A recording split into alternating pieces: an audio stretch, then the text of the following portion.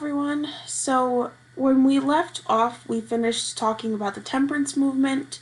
So today we are going to be talking about the women's rights movement, especially the fight for women's suffrage, or the right to vote. For today's Right Into the Day, I want you to respond to these two questions. These are questions to help you remember what we just talked about. The first one is, what was the temperance movement? And the second one is, how did women use the temperance movement to inspire the women's rights movement? We answered both of these questions in our last lesson, so if you need to go back and check, you can do that. If not, then do your best and make sure you answer in complete sentences. And I'll give you a few minutes to do that now.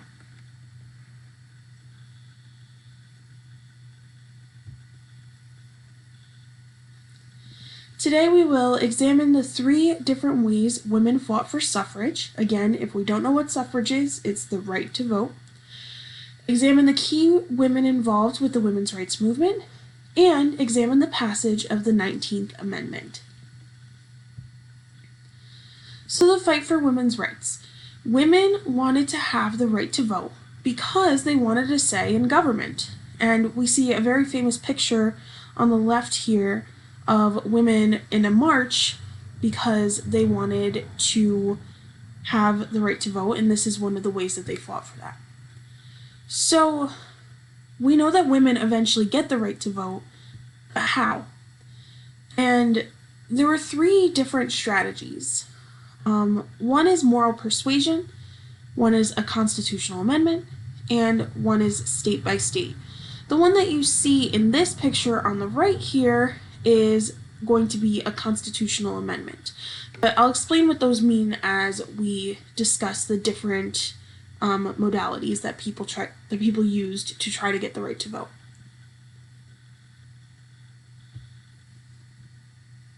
So the first one is moral persuasion. This is also back in the 1800s, so things are a little bit outdated. However, many Americans felt that men and women were completely different from each other. And they agreed with this. It's not like someone just came up with these one day. It was agreed upon in society. So the men were seen as more intellectual, worldly, they should be in the public, and also seen as corrupt.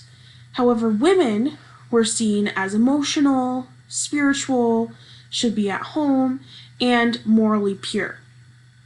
And what women during the women's rights movement are going to do is they're going to use these definitions of what a man, quote-unquote, is and what a woman, quote-unquote, is. And they're going to use these definitions to persuade the people that you need both types of personalities to have a perfect government. Now, there is no such thing as something being perfect, but ultimately, they're using strong vocabulary because they want people to support the women's right to vote. So this is one way that women tried to get the right to vote. They would try to persuade people saying, listen, men are this way, but women are this way, and we need one and the other in order for everybody to have the same rights, and in order for everybody to be participating in an equal democracy, an equal government.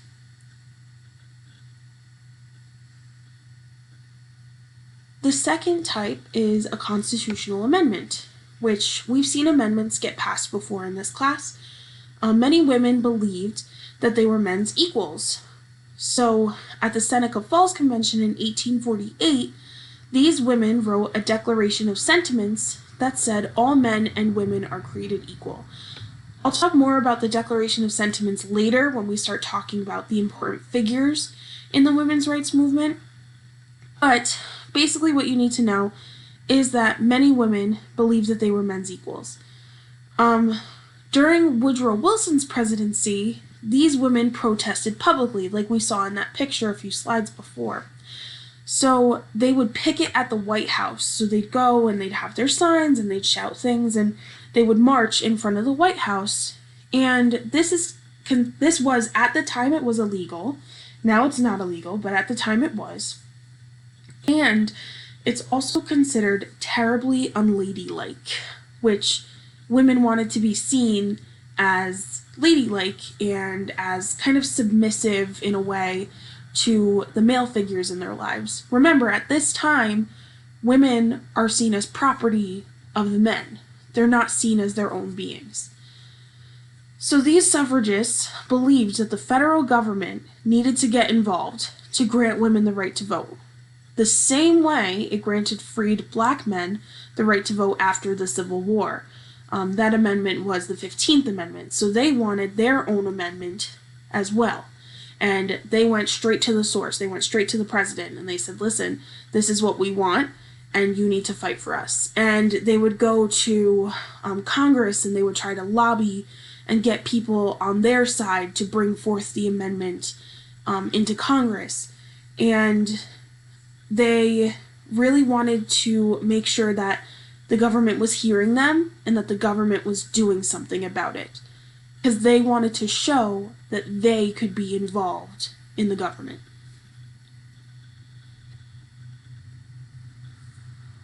The final method is state by state. So many women wanted to get the women's right to vote one state at a time. So they believed that if they started at a state level, then eventually it would work up to the federal level at the federal government. So they believed that this strategy would be best, and these women actually did achieve some success. 15 states and the territory of Alaska had full voting rights for women by the time that the 19th Amendment was passed or ratified in 1920. At the state-by-state level, women used a variety of arguments to make their case. So, 15 states, we have 50 states in the United States of America, so 15 is not a whole lot. However, any state saying that women get the right to vote, this is revolutionary, because this is showing that women are not just property. They are people. They are individuals with individual thoughts. So, what I want to do next is, you guys have the full version. This is only part of it. You have the full version of this text, which is the reasons that women would give for why they should have the right to vote. And I want you to treat this like a regular primary source document. Mostly we deal with pictures and political cartoons. However, I think that we need more practice with text. So I have the observe reflect question in your note sheet, and I want you to fill it out and make sure that you're, answering the questions. But remember, this time you're using text, so it's going to be a little bit different than how you would interpret a picture. So think about how we read actual words versus how we read a picture. It's going to be a little bit different here.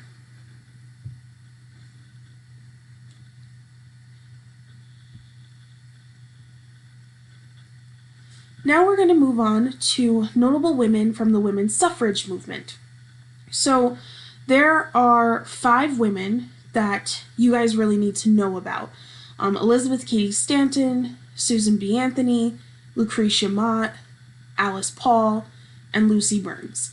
And a lot of these women actually worked together in the fight for women's suffrage. The first one is Elizabeth Cady Stanton. She was at the Seneca Falls Convention that was mentioned before. This is the first women's rights convention, and she helped compose or write the Declaration of Sentiments, which this document basically added the word woman to the Declaration of Independence.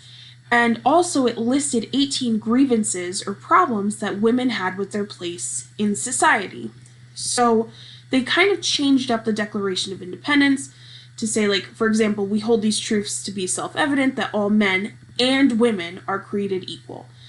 And they went through the whole document and they did things like that, like just by adding and women to include them in the document, in the Declaration of Independence.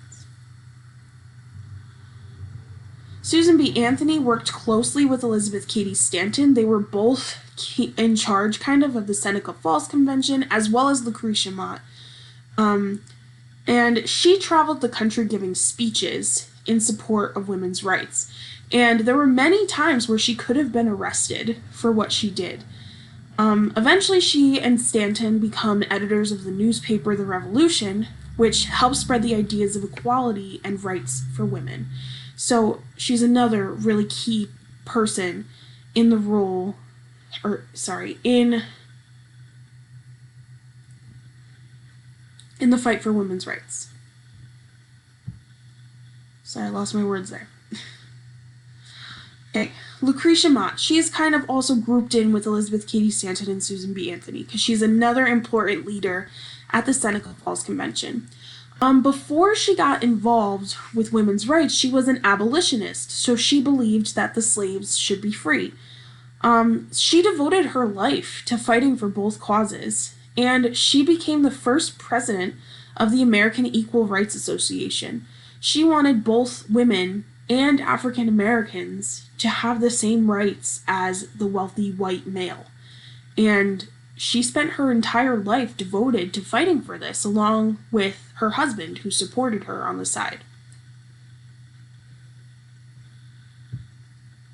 Next, there's Alice Paul, and Alice Paul works really closely with Lucy Burns, so their stuff kind of goes together. However, I just split it up between the two on the two slides. So Alice Paul helped found the National Women's Party along with Lucy Burns. She organized parades and protests in support of women's rights. She fought diligently for the passage of an amendment to the Constitution to get women the right to vote. And like I said, she's paired very closely with Lucy Burns, who originally worked with Alice Paul in the National American Women Suffrage Association. This later became the National Women's Party, which is what her and Paul formed together. She also led many protests. Lucy Burns was put in jail multiple times. A lot of these women were jailed or served some jail time, but Lucy Burns is really known for that because she was really outwardly spoken about how she felt about getting women's rights. The most famous one is when she wrote suffragist messages in chalk on the sidewalks of Washington, D.C., which was illegal at that time because they had a different idea of what free speech is compared to what it is today. But eventually, as we know, women get the right to vote. And these women are key in helping get the right to vote. And eventually, in 1920, we get the passage of the 19th Amendment. And this amendment states, "The right of citizens of the United States to vote shall not be denied or abridged by the United States or by any state on account of sex. Congress shall have the power to enforce this article by appropriate legislation." Finally, in 1920, women get the right to vote. They can participate in government. The last thing that we're going to do is there's an ed puzzle that I found that I thought was really good about a guy who's a historian, and he's just kind of talking about the women's rights movement. He goes a little bit deeper into Alice Paul specifically.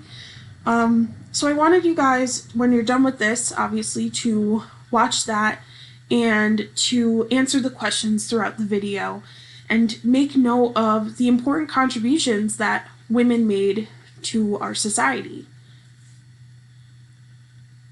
I hope that you enjoyed this. Women's rights is a topic that is definitely very close to my heart. I hope that you can also gain an understanding of the importance of all of the women that I've talked about today, as well as the fight for women's rights, and understand that you should appreciate the women that are in your lives because they are also individuals and they had to fight to get what they need in this world.